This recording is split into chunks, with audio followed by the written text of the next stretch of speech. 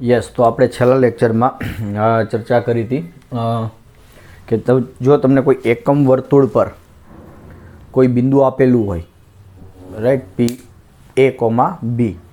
હવે આ બિંદુ પી દ્વારા વર્તુળના કેન્દ્ર પાસે એક રેખાખંડ બનાવવામાં આવે, એટલે કે ત્રિજ્યા OP.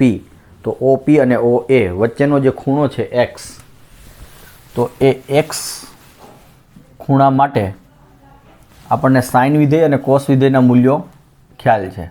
જેમ કે આ એકમ વર્તુળ છે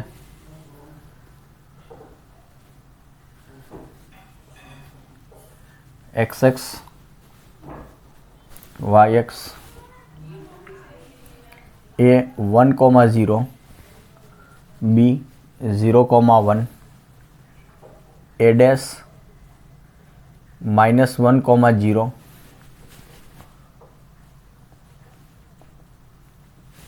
અને b dash 0,-1.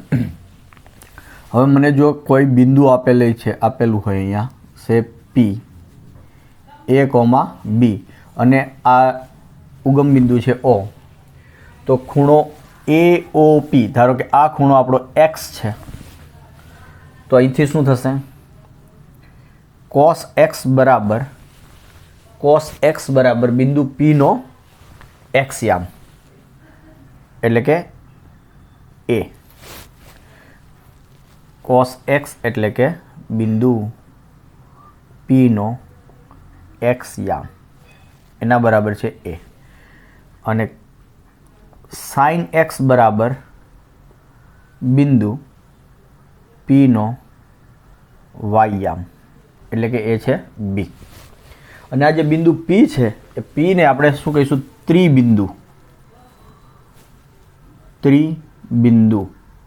ત્રિબિંદુનું ફૂલ ફોર્મ થશે ત્રિકોણમિતીય બિંદુ. શા માટે ત્રિકોણમિતીય બિંદુ? કારણ કે એકમ વર્તુળ પર કોઈ પણ બિંદુ હું લઈશ તો એ બિંદુને કહેવાય ત્રિબિંદુ. શા માટે ત્રિબિંદુ કહેવાય?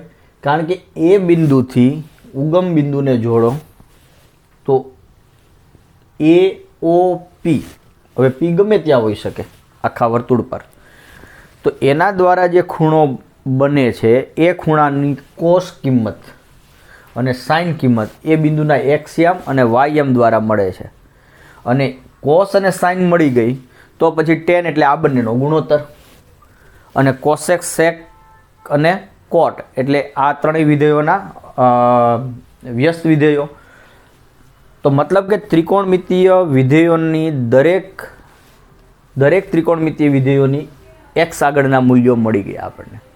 એટલા માટે એ બિંદુ જે છે એને ત્રિકોણમિતીય બિંદુ કહે છે, કારણ કે એ બિંદુ એ બધા ત્રિકોણમિતીય વિધેયના મૂલ્યો નિશ્ચિત કરે છે. તો આ વાત હતી આપણી, આની આપણે ચર્ચા કરી હતી. અને આમાં આપણે આ જે બિંદુ છે એને સંગત કયા ખૂણાઓ આવશે? તો કે એને સંગત 0, બીને સંગત π/2 નો ખૂણો, એટલે કે 90 અંશનો ખૂણો, a ડેશ ને સંગત π, b ડેશ ને સંગત 3π/2. ફરી પાછો હું અહીંયા પહોંચું તો એને સંગત ફરી પાછા 2π આવશે. ફરી પાછો હું અહીંયા b પાસે પહોંચું તો ફરી પાછા 2π + π/2, એટલે કે 5π/2. આ 5π/2 કેમ થયા ફરી સમજીએ. અહીંયા જો અહીંથી મેં શરૂઆત કરી હતી, ફરી એક ચક્કર લગાવીને અહીંયા પહોંચ્યો એટલે 2π થયા. ફરી પાછો જો આગળ જાઉં છું તો આ 2πની અંદર હું ફરી પાછા π/2 એટલે કે 90 ઉમેર્યા, તો આ થયા તમારા 2 2 4 4π + π/2 એટલે કે 5π/2. આ બિંદુ થયું, બરાબર? ઓકે.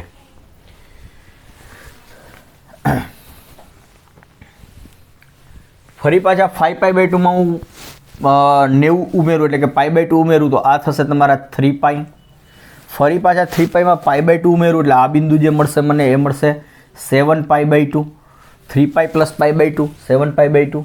7π/2 માં હું π/2 ઉમેરું એટલે કે એને સંગત ફરી પાછું બિંદુ જે મળશે મને મળશે 4π એન્ડ સો ઓન. આ ચક્કર આખું ચાલુ જ રહેશે, રાઈટ?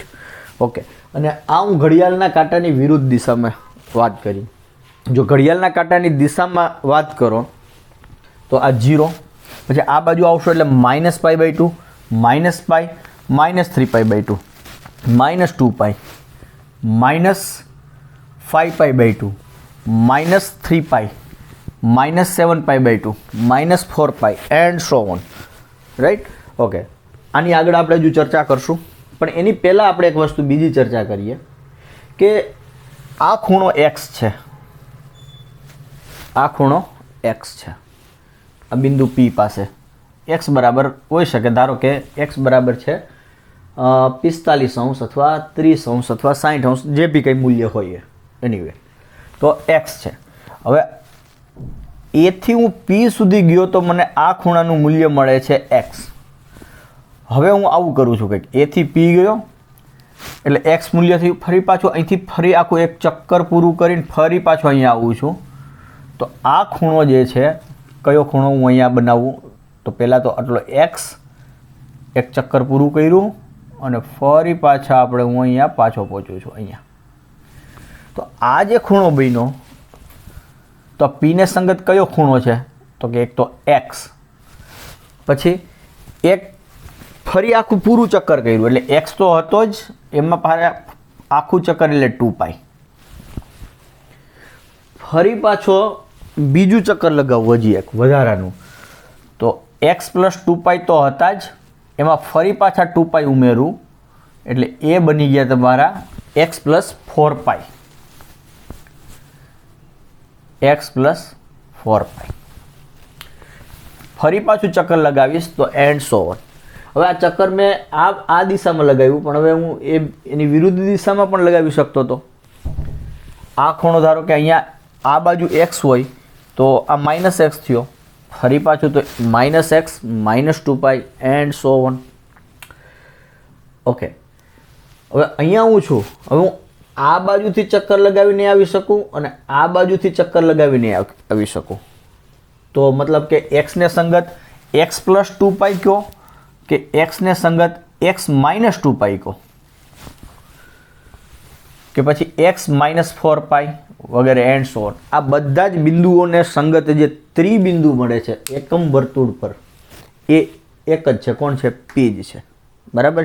તો આને હું એક રિમાર્ક તરીકે લખું છું. This is very important remark અથવા તો નોંધ કે જો P A, B ત્રિબિંદુ છે, એને આપણે આવી રીતના પણ લખશું સંકેતમાં, તો કે આ P બિંદુને કારણે કયો ખૂણો બને છે? તો કે x ખૂણો બને છે.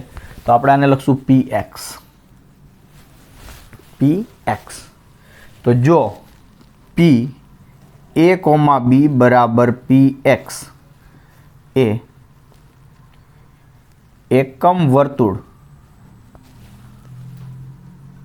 પરનું ત્રિકોણમિતીય બિંદુ હોય,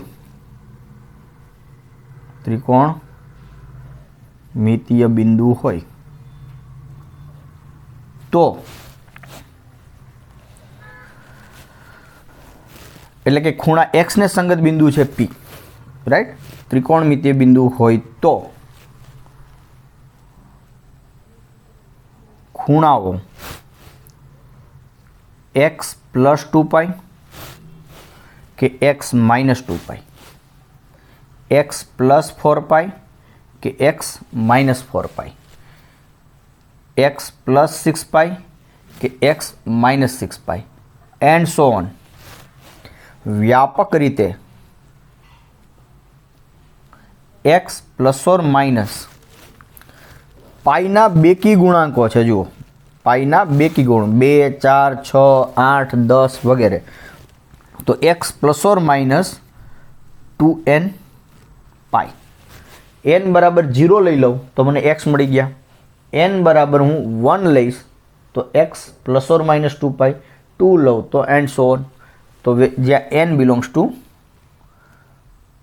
z. અચ્છા, z લેવાનું એક કામ કરીએ, x + 2n π, માઇનસ લેવાની જરૂર નથી. x બિલોંગ્સ ટુ z લઈ લઈએ, x બિલોંગ્સ ટુ z. તો n બરાબર 0 તો મને x જ મળી ગયો, n બરાબર 1 તો x + 2π અને n બરાબર -1 તો x - 2π. તો વ્યાપક રીતે આ ખૂણાને સંગત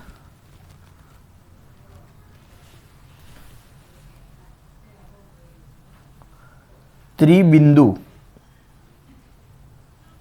પી એક્સ બરાબર પી એ કોમા બી જ થશે. આઈ હોપ કે આ વસ્તુ એ ક્લિયર થઈ અને આ ખૂબ જ ઇમ્પોર્ટન્ટ પોઈન્ટ છે. ફરીથી ધારો કે બીજી આકૃતિમાં સમજાવું. ધારો કે આ એકમ વર્તુળ છે આપણું. એકમ વર્તુળ ઉપર કોઈ બિંદુ પી લીધું. સમજવા માટે હું અહીંયા પ્રથમ ચરણમાં લઉં છું, જરૂરી નથી કે અહીંયા હોય, ગમે ત્યાં હોઈ શકે. બરાબર, ચલો અહીંયા બતાવું તમને. અહીંયા લઈને ધારો કે અહીંયા છે પી.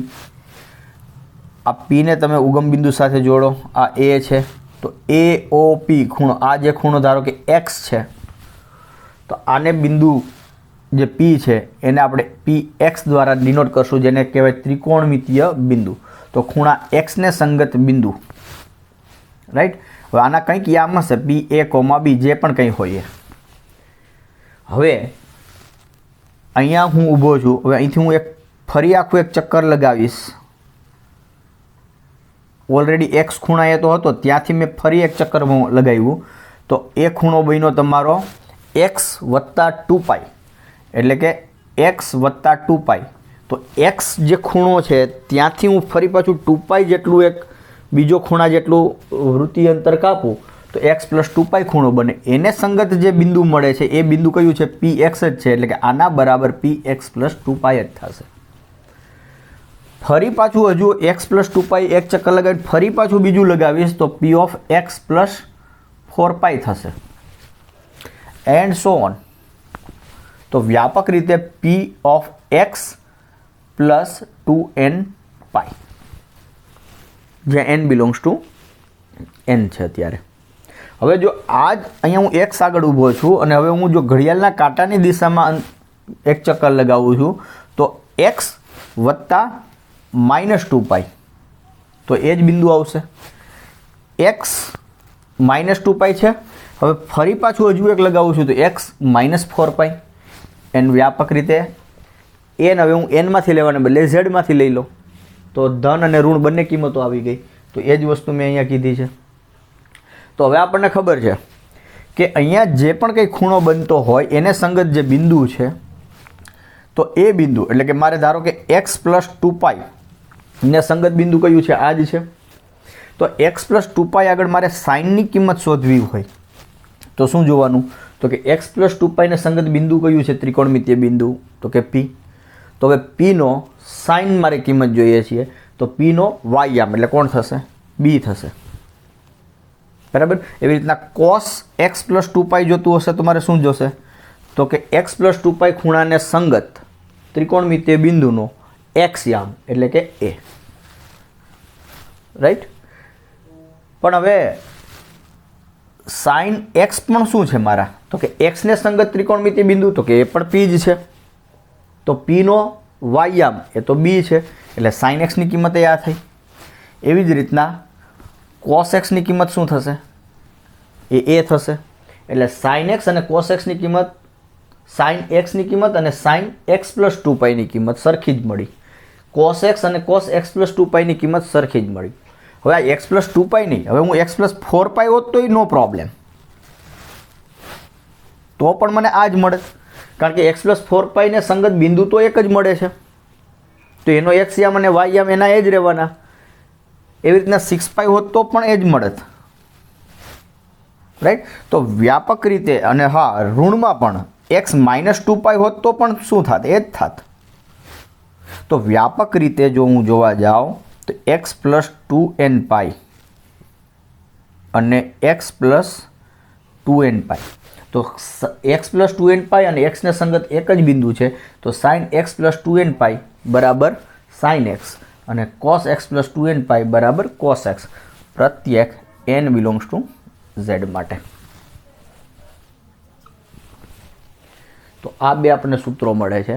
તો નેક્સ્ટ રિમાર્ક આ પહેલી થઈ. હવે આ બીજું તો કે સાઇન એક્સ પ્લસ 2nπ બરાબર સાઇન એક્સ અને કોસ એક્સ પ્લસ 2nπ બરાબર કોસ એક્સ, અને આ બંને સૂત્ર પ્રત્યેક n બિલોંગ્સ ટુ ઝેડ માટે છે સાચા. મતલબ કે સાઇન એક્સમાં એક્સ અહીંયા ખૂણો દર્શાવે છે રાઈટ, એ ખૂણામાં તમે 2nπ ઉમેરો કે ના ઉમેરો બંનેની કિંમત શું મળે છે? સરખી જ મળે છે.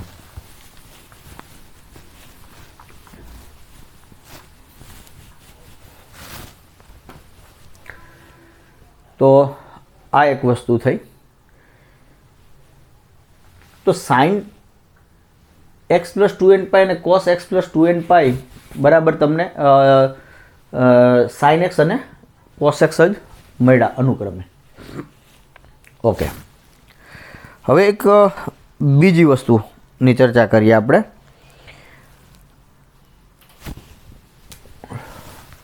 ત્રીજો મુદ્દો.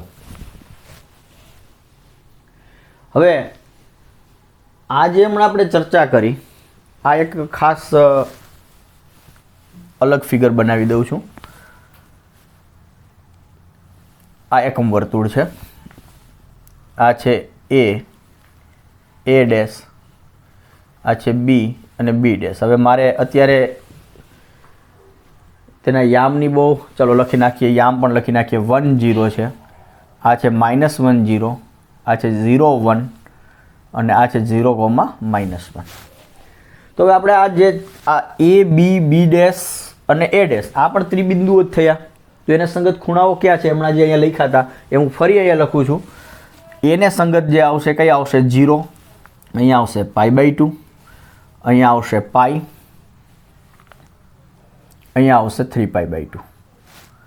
આ છે 2π. હું જસ્ટ ખાલી શું કરું છું? π/2 ઉમેરતો જાઉં છું. તો 3π સોરી યસ, હવે આ બનશે તમારું 5π/2, આ બનશે 3π, આ બનશે 7π/2, આ બનશે 4π, આ બનશે 9π/2, આ બનશે 5π, આ બનશે 11π/2 and so on and so on and so on and so on. તો જો યાદ રાખવાની સિમ્પલ ટ્રીક, તો કે અહીંયા એ બિંદુ છે ત્યાં 0 થી શરૂ કરો. 0, 2π, 4π, 6π, 8π એન્ડ સો ઓન. મતલબ કે બધા પાઈના યુગ્મ ગુણિતો આવે છે. 0 એટલે 0 ગુણ્યા પાઈ કહી શકાય. 0 ગુણ્યા પાઈ એટલે 0 જ થયું. તો 0, 2π, 4π, 6π એન્ડ સો ઓન. આ બાજુ અયુગ્મ ગુણિતો પાઈ, 3π એકી, 5π, પછી નેક્સ્ટ આવશે 7π એન્ડ સો ઓન. હવે અહીંયા તો કે બી અને બી ડેશમાં π/2 ના ગુણિત આવે છે. જુઓ π/2 ના ગુણિત અહીંયા 1 છે, 1π/2. પછી અહીંયા શું આવે છે? 1 પછી 3, રાઈટ. હવે હું 2 નથી લેતો, એક જ લેવાના છે. જો હું 2π/2 લઉં તો 2 કેન્સલ થઈને પાઈ બની જશે, પણ પાઈ તો આપણે અહીંયા આવે છે એટલે આપણે અયુગ્મ ગુણિતો જ લેવાના છે π/2 ના. તો π/2 પછી અહીંયા 3, 1 3, પછી 5 7 9 11 13 15 એન્ડ સો ઓન. જો π/2 પછી 3π/2, રાઈટ. પછી ઉપર 5π/2, નીચે 7π/2 and so on, right.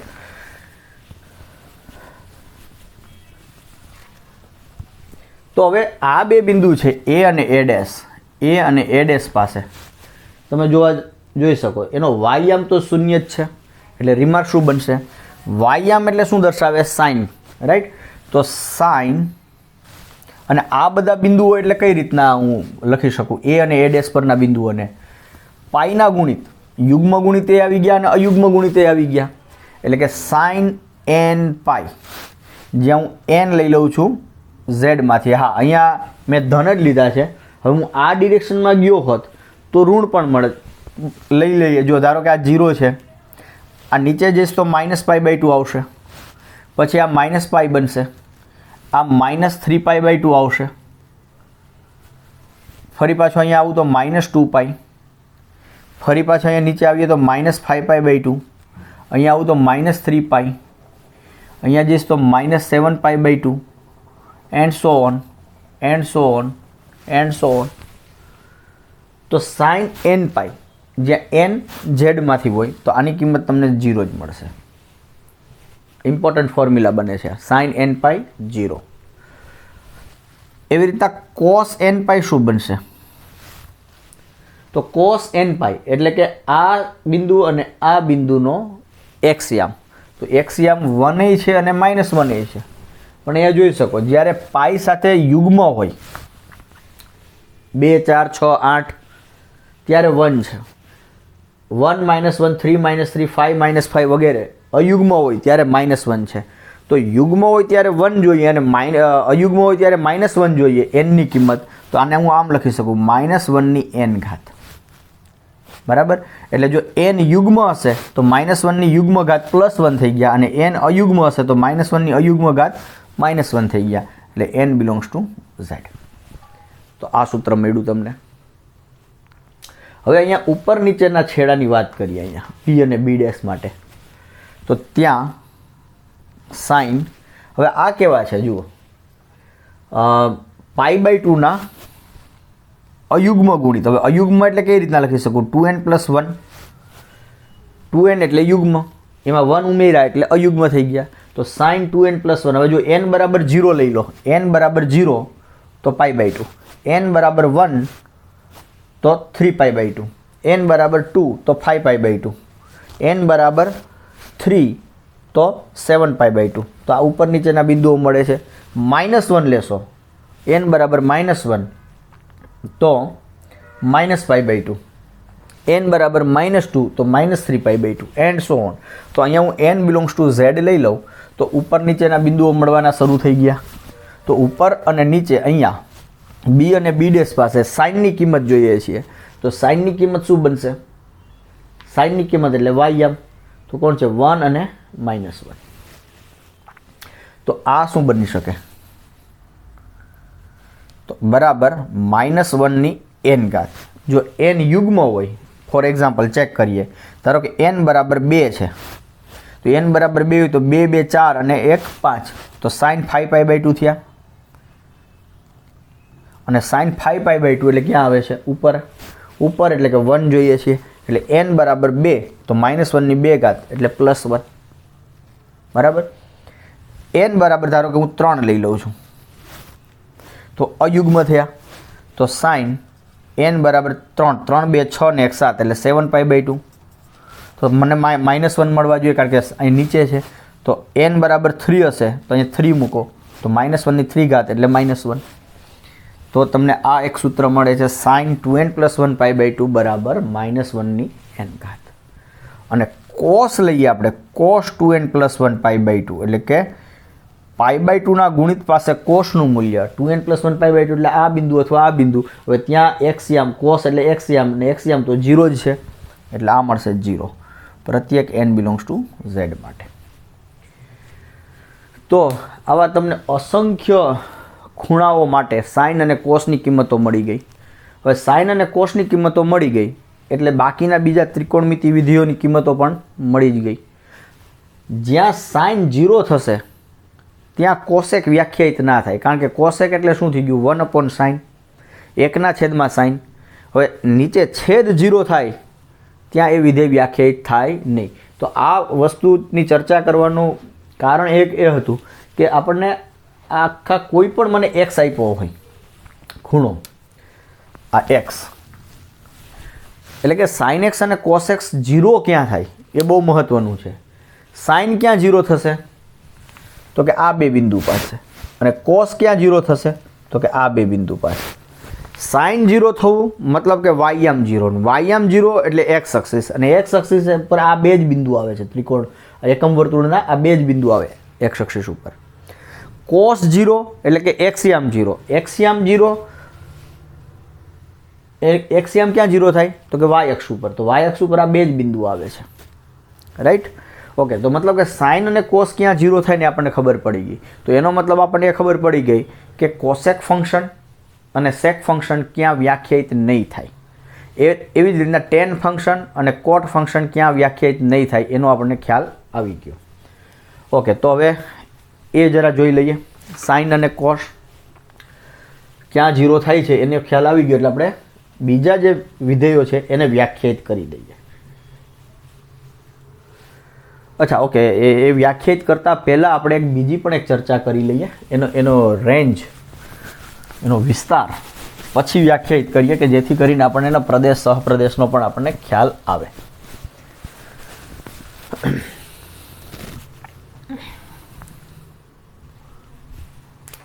Okay, તો જુઓ ફરીથી અહીંયા આવું છું. આ 1 2 3 હજી ચોથી રિમાર્ક માટેની ચર્ચા કરીએ છીએ. આ આપણું એકમ વર્તુળ છે, રાઈટ. આ છે એ, આ છે B, A dash B dash, 1 0 -1 0 0 1 0 -1. Okay, હવે મેં આ એક બિંદુ લીધું P. આ ખૂણો છે x, આના યામ છે a, b. તો સાઇન એટલે શું? સોરી, કોસ એટલે શું? પહેલાં કોસની ચર્ચા કરીએ. તો કોસ x એટલે શું થશે કે બિંદુ P નો x યામ, એ છે એ. x યામ આવે છે ક્યાંથી? તો કે x યામ એટલે આ થયો એ, રાઈટ. હવે જો આ બિંદુ નીચે લઉં, આ O છે, આ બિંદુને જો મેં P ને અહીંયા લીધો હોત તો આમ થાત અને x યામની કિંમત આ થાત. અહીંયા જે હતી આ બિંદુ P કદાચ ઉપર હોત તો આમ થાત અને x યામની કિંમત આ થાત. તો તમે જોઈ શકો કે બિંદુ P નો x યામ મેક્સિમમ કેટલો હોઈ શકે? 1. અને મિનિમમ કેટલો હોઈ શકે? તો કે જો અહીંયા ગયા તો એ 0 થયો. હજુ જો હું અહીંયા ગયો હોત તો x યામ એટલે આ મળત. હજુ અહીંયા ગયો હોત તો x યામ એટલે મને આ મળત. હજુ અહીંયા પહોંચું તો -1 થાય. પછી જેમ જેમ આમ જતો જાઓ તો વળી પાછો આમ વધતો જશે, રાઈટ. તો cos x ની કિંમત એટલે કે બિંદુ P નો x યામ તો મેક્સિમમ 1 થાય છે અને મિનિમમ -1. મહત્તમ કિંમત 1 અને ન્યૂનતમ કિંમત -1. તો અહીંથી તમને નેક્સ્ટ રિમાર્ક મળે છે, થર્ડ અને ફોર્થ રિમાર્ક બને છે કે cos x ની કિંમત એ -1 કે -1 કરતાં મોટી હોય અને +1 કે 1 કરતાં નાની હોય. એવી જ રીતના સાઇન માટે જો વાત કરું તો y યામ, તો y યામ પણ શું થાય છે? ન્યૂનતમ -1 થશે અને મહત્તમ +1 થશે. તો સાઇન એક્સની કિંમત પણ કેવી હોય? -1 અને +1 ની વચ્ચે જ હોય. એટલે સાઇન વિધેય અને કોસ વિધેયનો વિસ્તાર કેટલો થઈ ગયો? -1 થી +1, ક્લોઝ ઇન્ટરવલ, સંવૃત અંતરાલ. એટલે આને બીજી રીતના લખું તો સાઇન વિધેયનો વિસ્તાર બરાબર -1 to +1, કોસ વિધેયનો વિસ્તાર બરાબર -1 to +1. તો ચોથી રિમાર્ક જુઓ, આ બધી જ વસ્તુઓ આપણે જે ડિરાઈવ કરીએ છીએ બરાબર, એ બધું જ ફક્ત યુનિટ સર્કલ ઉપરથી જ નવી નવી વસ્તુઓ મળતી જાય છે. નવી નવી વસ્તુઓ જુઓ તમે યુનિટ સર્કલ ઉપર તો એના ઉપરથી જ બધું મળતું જાય છે. સાઇન અને કોસ ક્યાં 0 થાય છે, ક્યાં 1 અને -1 થાય છે, અહીંથી ખબર પડશે.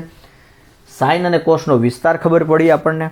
અને આ જે 4 બિંદુઓ અગત્યના A, B ડેશ અને A ડેશ, ત્યાં કયા કયા ખૂણા હોય છે, ઘડિયાળની દિશામાં જતાં કયા મળે છે, ઘડિયાળના કાંટાની વિરુદ્ધ દિશામાં જતાં કયા કયા મળે છે. અને સાઇન અને કોસમાં 2n π ઉમેરો કે બાદ કરો કોઈ ફરક પડતો નથી. એમનું આવર્તમાન કહે છે, પણ એ હજુ આગળ જઈને આપણે ચર્ચા કરશું. તો આ ચોથી વસ્તુ હતી. ઓકે,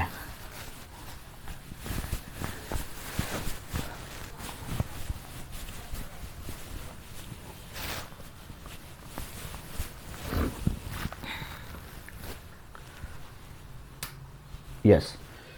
તો પાંચમી વસ્તુ મળે છે મને અહીંથી કે જો sine -1 less than or equal to sine x less than or equal to 1 હોય તો એનો મતલબ એવો થયો કે સાઇન એક્સ છે એ less than or equal to 1 છે અને સાઇન એક્સ છે એ greater than or equal to -1 છે. સોરી, યસ, -1 કરતાં મોટા અને 1 કરતાં નાના. સોરી આમ લખીએ તો અહીંયાથી અહીંયા આમ લખીએ -1 less than or equal to sine x અને sine x less than or equal to 1 અલગ અલગ લખ્યા. તો એનો મતલબ એવો થયો કે હું બંને બાજુ વ્યસ્ત લઉં તો જો સાઇન એક્સની કિંમત 0 ના હોય એટલે કે હું એક્સ એન પાઈ નથી લેતો. આપણને ખબર છે એન પાઈ હોય ત્યાં સાઇન 0 થાય છે. તો એક્સ જો એન પાઈ ના હોય તો આ થયું 1/-1, આ થયું 1/sin x અને એવી રીતના 1/sin x અને આ 1/1 અને વ્યસ્ત લઈએ તો અસમતા બદલાઈ જાય. Less than or equal to છે એ આમ થઈ જશે અને આ less than or equal to છે એ આમ થઈ જશે. કરેક્ટ? તો આ શું થઈ ગયું? 1/-1 એટલે -1 greater than or equal two cosec x અને આ cosec x greater than or equal to 1 પણ ક્યારે? જ્યારે x n પાઈ ન હોય ત્યારે. તો એનો મતલબ શું થયું કે આ cosec x ની કિંમત કેવી મળશે? -1 કે એના કરતાં નાની અને cosec x ની કિંમત અહીંથી કહે છે કે 1 કે 1 કરતાં મોટી. એટલે કે cosec x આમ જોવા જાવ તો કેવું થયું? અને સંખ્યા રેખામાં જોઈએ આપણે આ -1 છે, આ +1 છે, અહીંયા વચ્ચે ક્યાંક 0 હશે. આ વાસ્તવિક સંખ્યા રેખા r છે. તો cosec x ની કિંમત -1 કે એના કરતાં નાની એટલે આ બિંદુ કે એના કરતાં નાનું આ બાજુ અને 1 કે 1 કરતાં મોટું આ બાજુ. એટલે cosec x ની કિંમત અહીંયા ક્યાંક મળશે. પણ ક્યારે? cosec x ક્યારે વ્યાખ્યાયિત થશે? x n પાઈ નહીં હોય ત્યારે. તેથી એનો મતલબ કે cosec x નો વિસ્તાર શું બનશે? બરાબર આ વાસ્તવિક સંખ્યા રેખા છે r, એમાંથી તમે આ -1 થી +1 અંતરાલ કાઢી નાખો. એટલો -1 થઈ શકે એટલે હું r માંથી કાઢતો નથી એટલે કે હું અહીંયા -1 પાસે ઓપન બ્રેકેટ કર્યો અને 1 કિંમત થઈ શકે cosec x ની એટલે હું એ 1 કાઢતો નથી એટલે જે કાઢવાનો ભાગ છે એમાં મેં 1 આગળ ઓપન કર્યો છે. અથવા આને બીજી રીતના કહી શકીએ, અથવા એવા x કે જેનો માનાંક 1 કે 1 કરતાં મોટો હોય.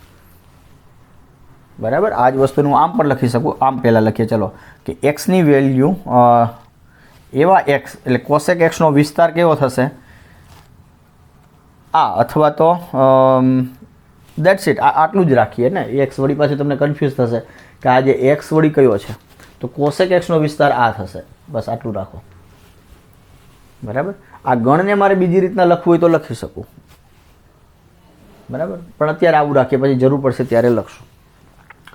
તો તમે અહીંયા સાઇન લીધું એને બદલે જો તમે cos લેશો, cos, તો અહીંયા cos આવશે. તો 1/cos ની વાત ક્યારે કરી શકો? x તમારા 2n+1 π/2 ના હોય ત્યારે. કારણ કે cos 0 ક્યાં થાય છે? 2n+1 π/2 ઉપર નીચે. રાઈટ?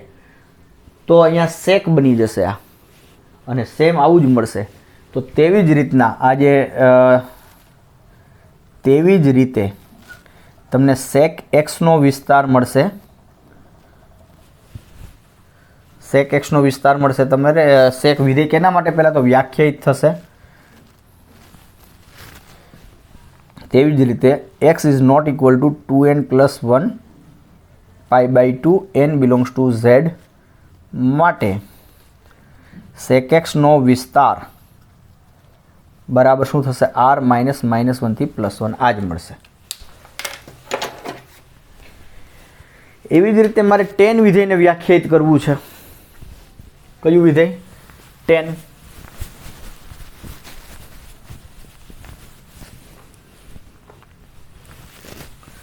તો tan x બરાબર શું થાય? sin x upon cos x. પણ cos 0 ના થવા જોઈએ. એનો મતલબ કે x કેવો હોવો જોઈએ? 2n+1 π/2 જ્યાં n બિલોંગ્સ ટુ z આવો ન હોવો જોઈએ. જો x ની કિંમત આવી હશે તો cos 0 થઈ જશે. કારણ કે આપણને ખ્યાલ છે cos ક્યાં 0 થાય છે? ઉપર નીચે એટલે 2n+1 π/2. અને એવી જ રીતના cot x બરાબર શું થશે? cos x upon sine x, તો સાઇન 0 ના થવા જોઈએ, એનો મતલબ કે એક્સ કેવા ન હોવા જોઈએ, એન પાઈ, જ્યાં એન બિલોંગ્સ ટુ ઝેડ આવા ન હોવા જોઈએ. તો ટેન અને કોટ ક્યાં વ્યાખ્યાયિત થાય છે એની વાત થઈ ગઈ.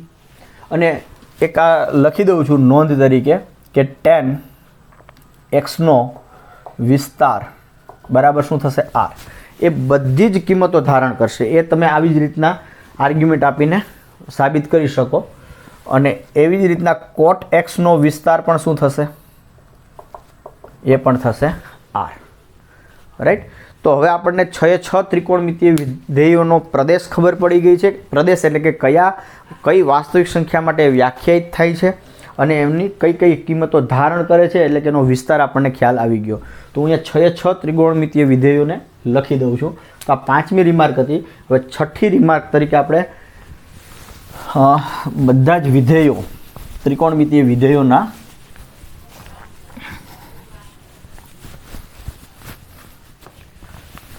તો 6ઠ્ઠી રિમાર્ક, ત્રિકોણમિતીય વિધેયોના પ્રદેશ અને વિસ્તાર, એટલે કે ક્યાંથી એ વ્યાખ્યાયિત થયેલા છે એનું આપણે એક લિસ્ટ કરી દઈએ. તો સાઇન, તો એ ક્યાંથી ક્યાંનું છે, તો કે આર. કોઈ પણ વાસ્તવિક સંખ્યા માટે હું સાઇનની વાત કરી શકું. કોઈ પણ એક્સ હોય, સાઇન એક્સ, તો એક્સ માપનો આપણને ખૂણો મળે જ છે, હવે ખબર છે. એટલે હું સાઇન એક્સ એટલે ત્રિબિંદુ જે એક્સ માપનો ખૂણો જોઈશ એકમ વર્તુળ ઉપર, કે એક્સ માપનો ખૂણો ક્યાં બને છે, એને સંગત જે ત્રિકોણમિતીય બિંદુ છે એમનો વાયયામ. એટલે સાઇન કોઈ પણ વાસ્તવિક સંખ્યા માટે વ્યાખ્યાયિત થઈ. એટલે સાઇન વિધેય ક્યાંથી ક્યાંનું થયું, આરથી. અને એની આપણને ખબર છે કે એની કિંમત કેની વચ્ચે મળશે, -1 થી +1. એવી જ રીતના કોસ વિધેય આરથી -1 થી +1. સાઇનનું વ્યસ્ત કોસેક, તો કોસેક ક્યાંથી ક્યાંનું થશે, કોસેક વિધેય. તો કોસેક એટલે 1/sin. તો સાઇન જ્યાં 0 થાય તે ના ચાલે. એટલે આરમાંથી તમે એવા બિંદુઓ કાઢી નાખો કે જ્યાં સાઇન 0 થાય. સાઇન ક્યાં 0 થાય છે, તો કે એક્સ અક્ષ પરના એ અને એ ડેશ પાસે. એટલે કે એ બિંદુઓ કયા થયા, એન પાઈ પ્રકારના. તો આર માઇનસ એન પાઈ, જ્યાં એન બિલોંગ્સ ટુ ઝેડ, આ કાઢી નાખો આરમાંથી. અને એનો વિસ્તાર શું મળ્યો તો આપણને, આર -1 થી +1. એવી રીતના સેક વિધેય ક્યાંથી ક્યાં વ્યાખ્યાયિત થશે, તો કે આર માઇનસ સેક એટલે 1/cos, જ્યાં cos 0 થાય એ કાઢી નાખો. cos ક્યાં 0 થાય, ઉપર નીચે એટલે π/2 ના ગુણિતો, એટલે કે 2n + 1 π/2. તો કે આર માઇનસ 2n + 1 π/2, જ્યાં n બિલોંગ્સ ટુ ઝેડ, થી આર -1 to +1 એનો વિસ્તાર. હવે tan ક્યાંથી ક્યાં વ્યાખ્યાયિત થશે, tan એટલે sin/cos, cos 0 ના થવું જોઈએ. cos ક્યાં 0 થાય, તો કે ઉપર નીચે 2n + 1 π/2 પાસે. એટલે કે tan વિધેય R -2n + 1 π/2, n belongs to Z, થી એનો વિસ્તાર થશે આર. એ દરેક કિંમત ધારણ કરશે. અને એવી જ રીતના કોટ વિધેય આર -cot, cos/sin, sin 0 થાય એ કાઢી નાખો. sin ક્યાં 0 થશે, n પાઈ, જ્યાં n બિલોંગ્સ ટુ ઝેડ, થી આર. તો આ તમારા 6 ત્રિકોણમિતીય વિધેયોના પ્રદેશ આવી ગયા અને એમના વિસ્તાર આવી ગયા. સહપ્રદેશ કોણ લઈ શકું, તો સહપ્રદેશ આના કરતાં મોટો કોઈ પણ ગણ હોય ને એને હું સહપ્રદેશ તરીકે લઈ શકું. તો કે -1 થી 1 મોટો આર છે, તો અહીંયા આર, આમાં પણ આનાથી મોટો આર છે, આનાથી મોટો આર છે. તો સહપ્રદેશ તરીકે બધામાં હું આર લઈ શકું. પણ સહપ્રદેશ કરતાં વધારે મહત્વનું છે વિસ્તાર એનું. એટલે અહીંથી અહીંના એ વિધેયો થયા. ઓકે, તો આ હતા તમારા ત્રિકોણમિતીય વિધેયો. ક્યાંથી વ્યાખ્યાયિત, કયા એમનો પ્રદેશ શું છે અને એનો વિસ્તાર શું છે એની વાત થઈ. તો બુકની અંદર જે સિક્વન્સમાં આપ્યું છે, મારી સિક્વન્સ થોડી કદાચ અલગ પડે, પણ એ બધા જ ટોપિક કવર થઈ જશે. કદાચ એના કરતાં પણ વધારે કવર થશે. તો હવે નેક્સ્ટ લેક્ચરમાં હજુ આપણે થોડુંક આ એકમ વર્તુળ ઉપરથી જ નવી વસ્તુઓ મેળવશું થોડીક, અને પછી આપણે કોઈક નવા પોઈન્ટ ઉપર જઈશું. હજુ આપણે સાઇન વિધેયમાં સાઇન એક્સ અને સાઇન 2x + 2n ની કિંમતો સરખી જ મળે છે, રાઈટ? તો આનો ઉપયોગ કરીને પણ હજુ આપણે કંઈક થોડીક વધારાની બીજી માહિતીની ચર્ચા કરશું. પછી એક્સ અને -x આગળ સાઇનના મૂલ્યો શું થાય, કોસના મૂલ્યો શું થાય, જો એ ખબર પડી ગઈ તો બાકીના બીજા ત્રિકોણમિતિ વિધેયોના પણ તમને શું મૂલ્યો થાય એક્સ અને એના વિરોધી ખૂણા એ -x પાસે. અને બહુ ઇમ્પોર્ટન્ટ ઇન્ફોર્મેશન છે, એ આપણે નેક્સ્ટ લેક્ચરમાં કંઈક ડિરાઈવ કરશું. તો આપણે અત્યારે આ લેક્ચર અહીંયા પૂરો કરીએ છીએ. Thank you.